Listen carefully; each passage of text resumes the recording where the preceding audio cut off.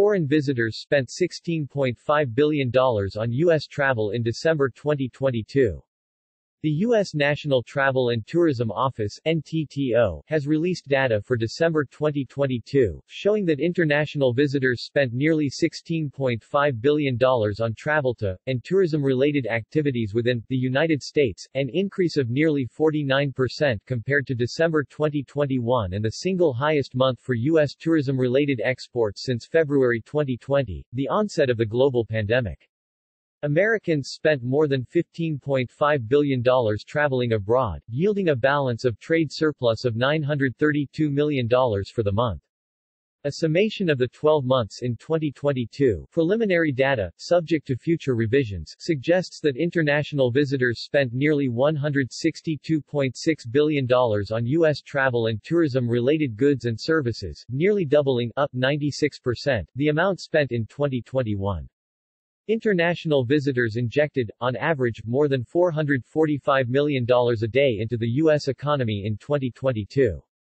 Composition of monthly spending, travel exports.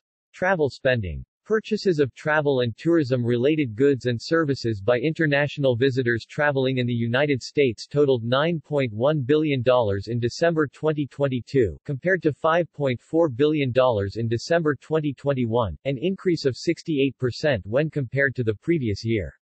For a pre-pandemic perspective, travel receipts totaled $11.8 billion in December 2019.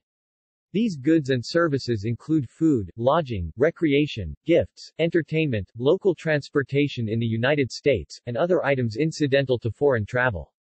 Travel receipts accounted for 55% of total U.S. travel and tourism exports in December 2022.